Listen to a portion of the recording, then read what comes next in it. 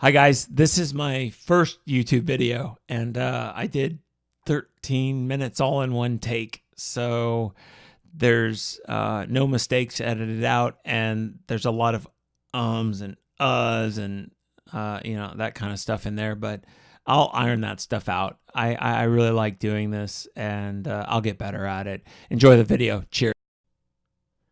Hi everyone, my name is Jim Heil, and I was enrolled in a powered paramotoring class here in Central Texas. And if you don't know what that is by name, I'm just going to run this really quick clip, and you'll be reminded instantly of what this is all about. So this is my friend David, a classmate, doing a touch and go on the beach in Galveston. Now he's going to apply full power, and off he goes again. Oh, it's so awesome. So awesome. So first, I'm really proud of David. He makes this look easy, and it's not. So he's just really talented and a good guy. So proud to see that clip. And I miss those guys. I miss my classmates, and it sucks being sidelined. So my accident didn't happen during that kind of flight training. My accident happened in what they call tow training, which is quite simply replacing the motor that's on your back, or engine that's on your back, with a tow line that's attached to a harness that goes all the way across the field and goes through a pulley and is attached to a winch. And this is a really long line, by the way. So from there, the other things look a lot the same as a normal flight. You still inflate the wing, either forward or reverse, and I'll mention more about that in a minute. You inflate the wing, and you start driving forward, and then the tow line starts to help you, starts to provide more energy, and that causes the wing to take off, and then as the tow winch adds power, you climb, and then they let off, and you practice landings. So that's the setup. It's to practice takeoffs and landings. And before I get into a breakdown of kind of what happened with my accident, I'm just going to let it play. And this video was taken from all the way across the field on the landings on the LZ. So it's zoomed in, and it's a little bit low quality, but you can see enough of what's going on. I am the pilot, and so I'm the guy underneath the wing, and I'm just going to let it play. Here we go. And listen to what the instructors are saying on the radio. Good. Take a nice deep breath. All right, Parker, take up the slack.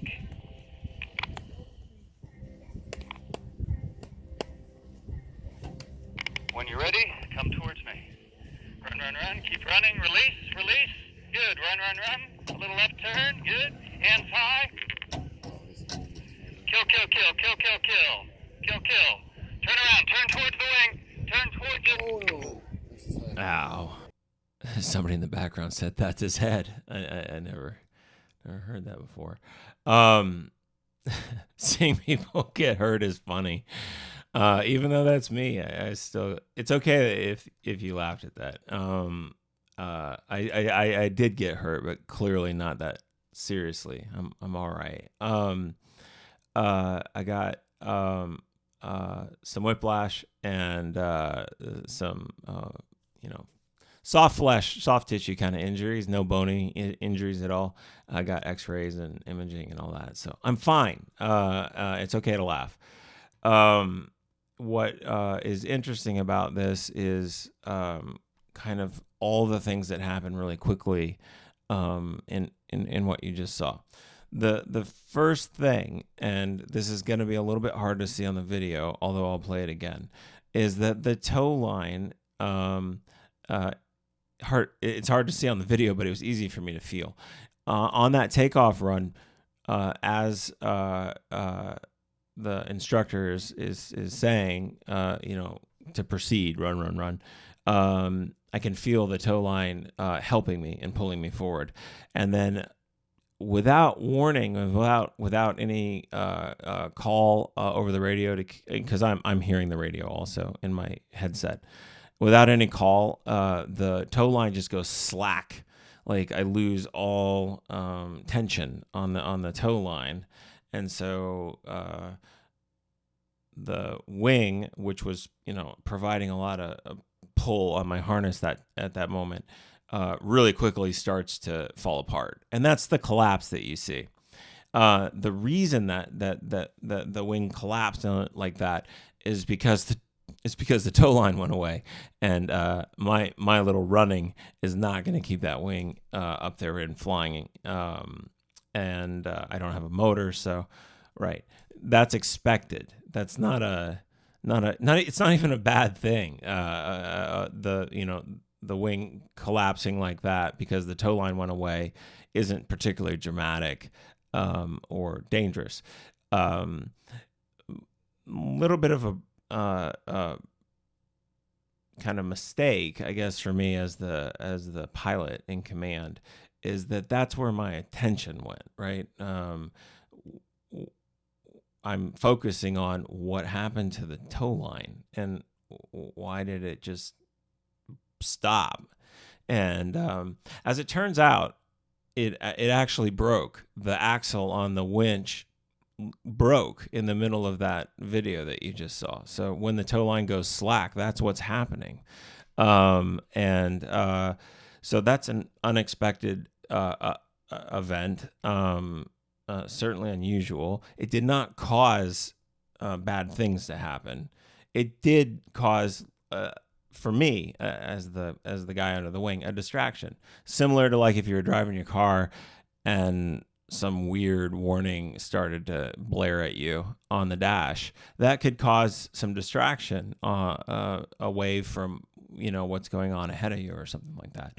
So it was kind of like that. I got a little bit interested in the tow line and forgot about that live wing that was behind me,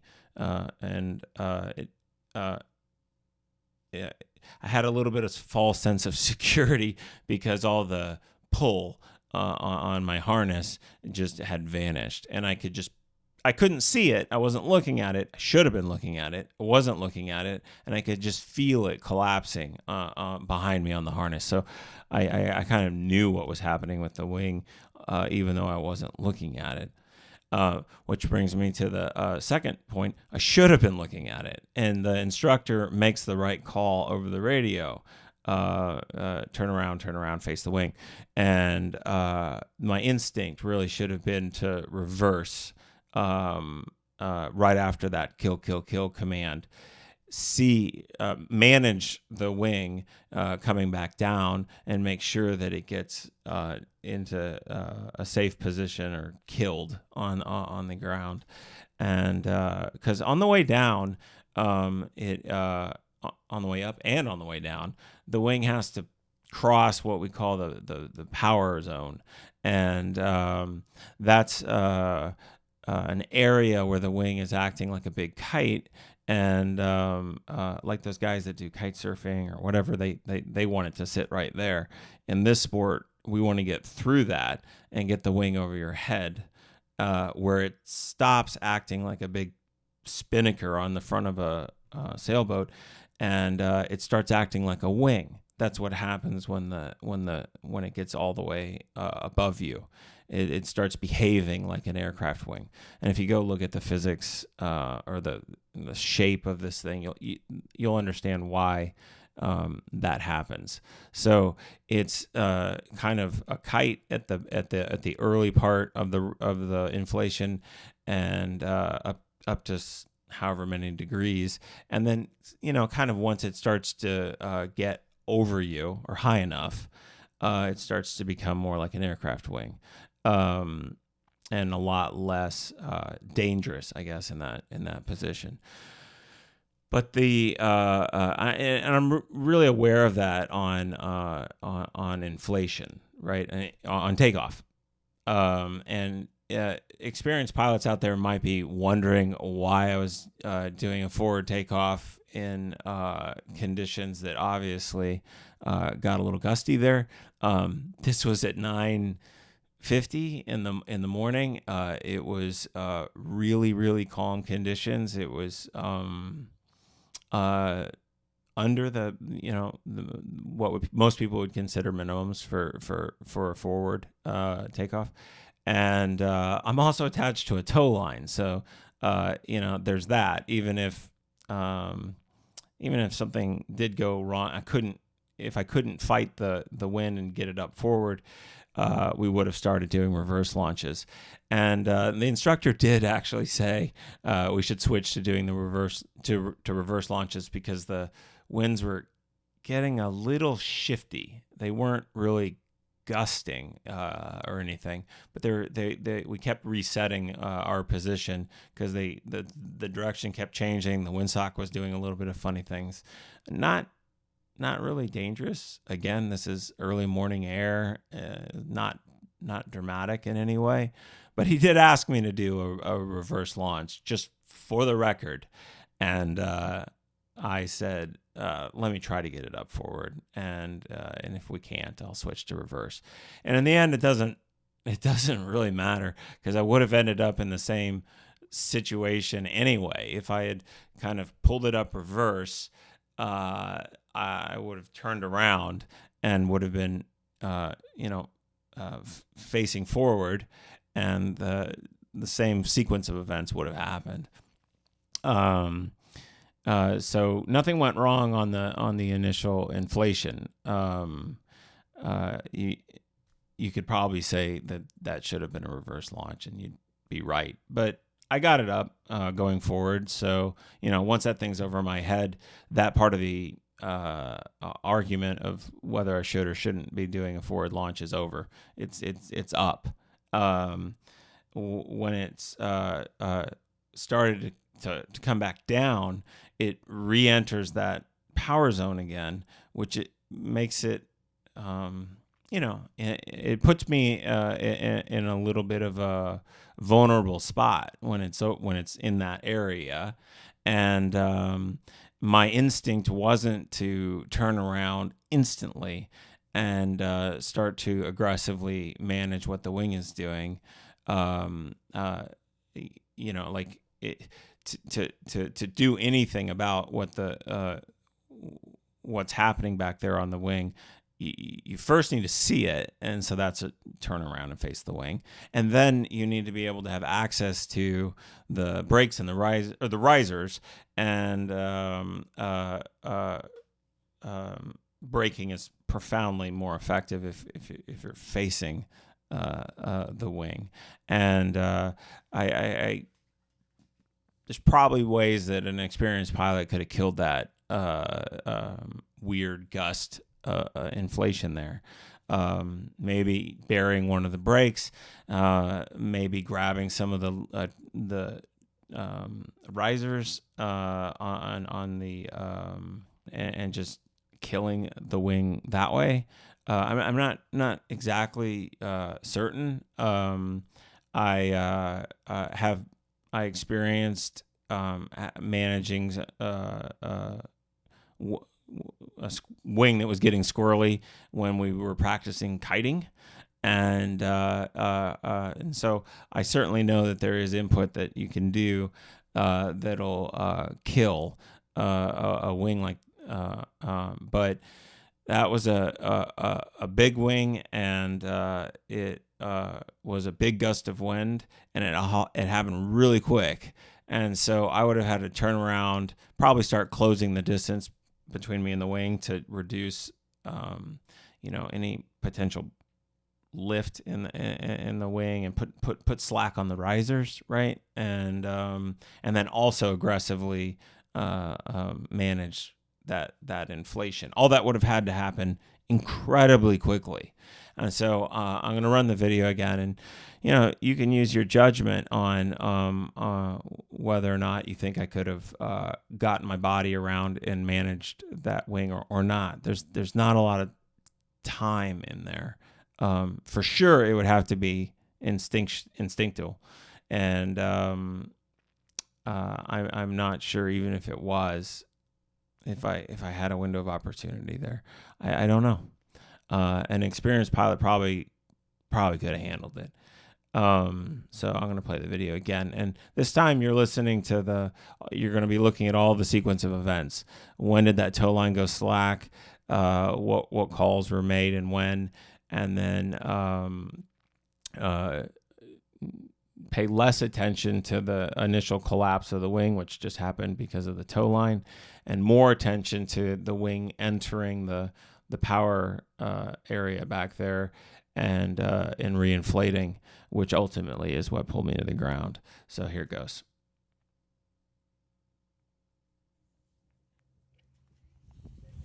Just take a little step to your left.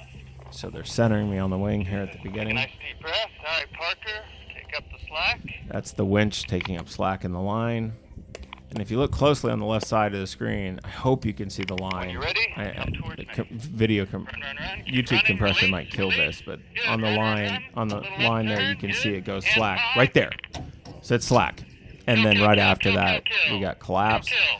And then there's the reinflation and ow, right? And we're just going to rewatch that last little bit on the reinflation. And, good. Run. A little left turn. Good. Hands high. So slack. Kill. Collapse. Kill. Turn around. Turn towards the reinflation. wing. Turn towards it. Ouch. So one thing's for sure, if I got pointed towards the wing and started managing it in any way, either just trying to kite it and getting dragged, that would have made the severity of what happened less, for sure. Or did something really aggressive to kill the wing, just bearing a brake or using some of the trailing edge risers. There were probably good things to do to just kill that wing and get it on the ground. And so that's how quickly things can get scary. This is an extremely safe sport. I'm a huge fan of powered paramotor, and I really just want this video to contribute to the sport. And they say pretty often that it's a very safe sport, but it can get dangerous kind of quickly. And you got to be ready for that. And this is an illustration of that saying. So if it doesn't get into your head, if you take courses, and if it doesn't get into your head via people saying it, remember my video. That was a pretty standard no-go launch, kill. I should have absolutely immediately gotten my body and eyes on oriented towards the wing and started to manage it. And I got distracted by that tow line, and that wasn't where my attention went. And I'd be interested to know what experienced pilots think of this, what instructors think of this.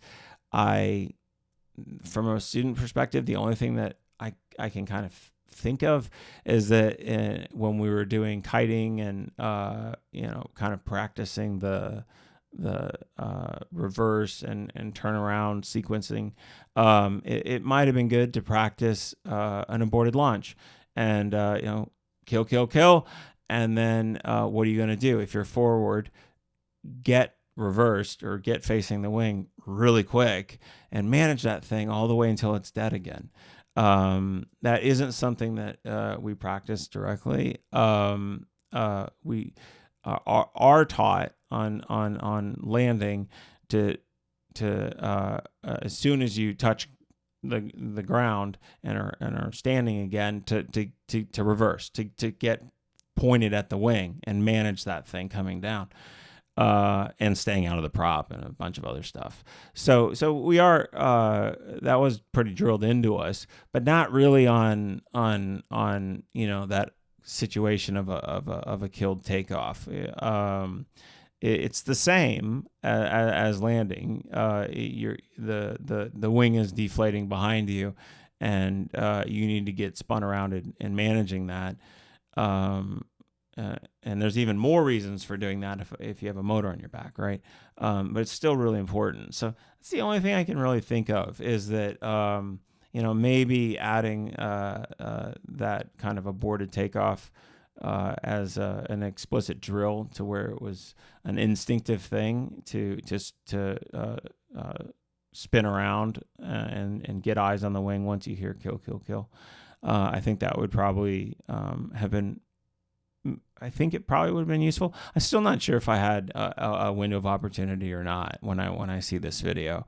It happened horrifically quickly, and there's a lot of things going on. There's a lot of things that you're thinking about, especially when you add in the tow line. There's just kind of a lot going on, and there's a lot to pay attention to, and it's easy to in that kind of circumstance to forget that you got to handle that wing all the way until it's safe again. So hopefully this video helps the sport. Hopefully this is useful. Hopefully some insight will come out of it. I'm really interested to hear what other people have to say. I'm just a trainee. I was early in my training. So I'm really curious as to what the other feedback is about this, but hope it does some good for the sport. I'm going to let the video run one more time, and then we'll close it out. So here goes. Just take a little step to your left. Good. Take a nice deep breath. All right, Parker, take up the slack.